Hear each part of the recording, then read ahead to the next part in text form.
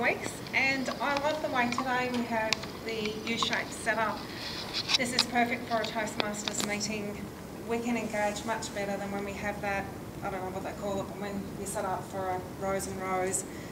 It's difficult for people to get up, it's difficult to engage with everyone, so this is fantastic. I love how you did that. It was your own speech, but you set up the video, the visuals fantastically as well. I love that. That was really good.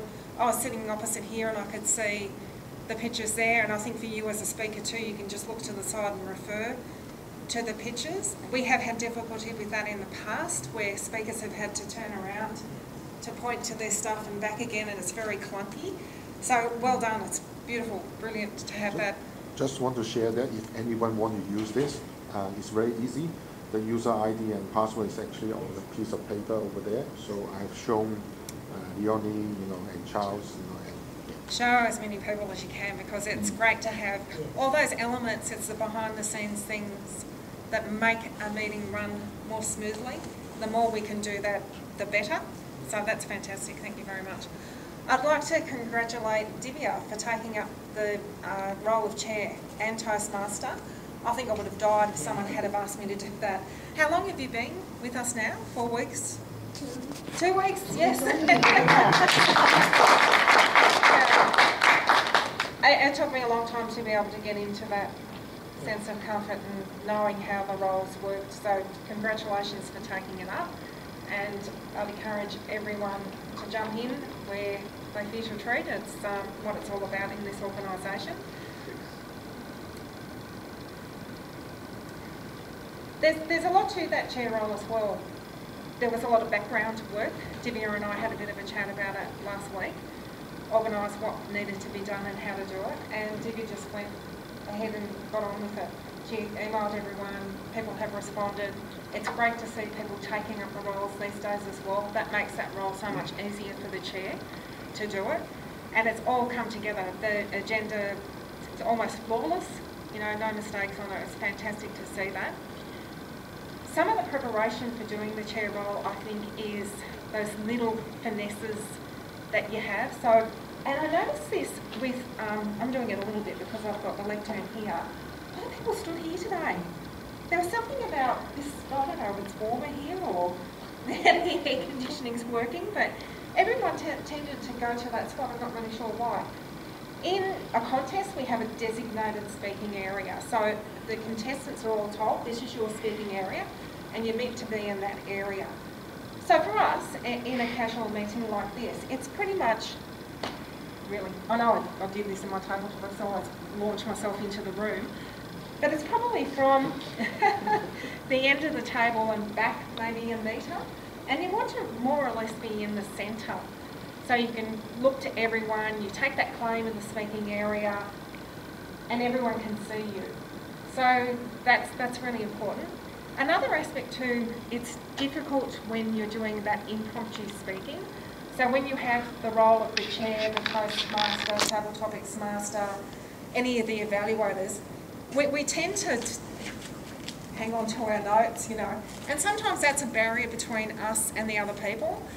But more often we tend, and I'm taking actually from, I was going to mention this for Kieran, we tend to read and we look down and we're reading from the notes, and that makes the delivery not as smooth. We don't connect with people, we're putting those barriers up.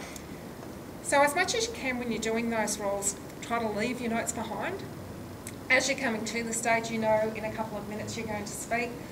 Try and get your head around what you need to deliver, and then get up and as much as you can deliver without the notes. I did like the warmth that Divya has got. Very warm at the front. She did attempt to hand over the stage. This speaking area is a very important part of our meetings, and we never abandon it. We don't just walk off and leave that area alone. Our focus is always on that area and on the person there. So we don't wander off and go back to our seat, we wait. And the chair comes up and we shake hands with that person and then we move off.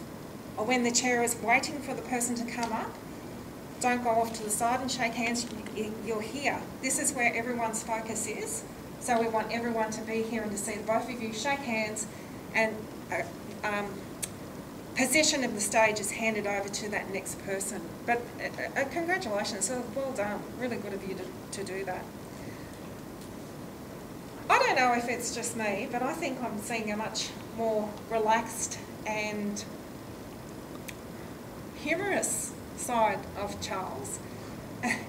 You prepare well for the roles now. You've picked a fantastic role, a fantastic word as word of the day. I like that it had a bit of a double meaning. It could have meant one thing or another. He talked about it. So the section has been introduced well. And just to speak about that in the timer role as well, Charles didn't come up and just launch into, oh, Mike spoke for 5 minutes and someone else spoke for 3 minutes and someone went over time. He talked about the role and he introduced the role. So that brings along a sense of warmth and connection with the people that you're talking to. And I really like that. And there's some very warm and funny moments in what Charles does.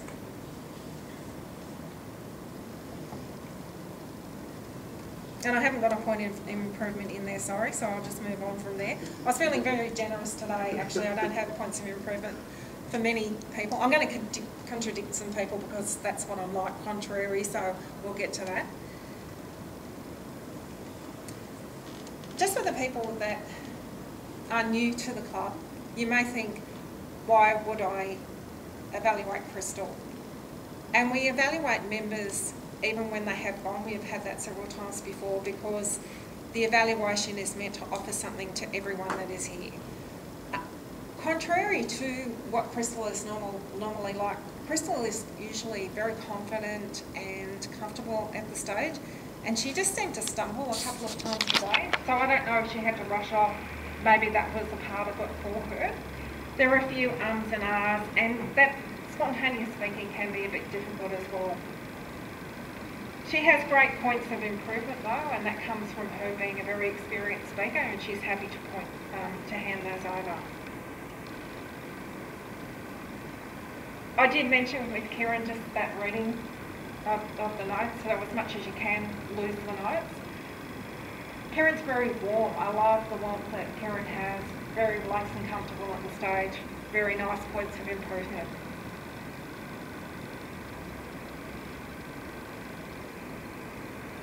The table topics master.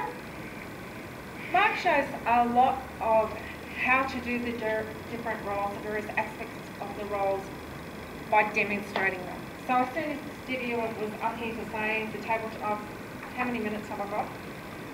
That's 8 now. Yeah, what, is there any fat in there? Well, it's 6 minutes to, so... Alright, I'll quickly wind up. Mark is can I say that we have no guest to give feedback to? Okay, so is that 2 minutes or? That's 2 minutes. Alright, okay. So Mark was up the front ready to shake hands with Divya. Mark stayed at the front and shook hands with Divya. He's very well organised. He had, when he was asked, can you do 3 more? Yes, he's got 3 more. He can do that straight up. He had props. He's very encouraging to Joyce, which I thought was really nice, to encourage someone to come up with something different as well. And I think Mark, his warmth and his humour and the way that he takes charge of the role, he brings out the best in everyone. So whether you've got something or not, he encourages us all to make our best, to make our best effort.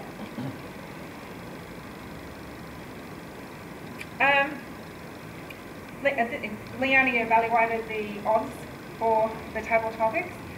Leonie's very warm, and I'll say this about both Mark and Leonie, very professional and takes the role of Toastmasters very seriously.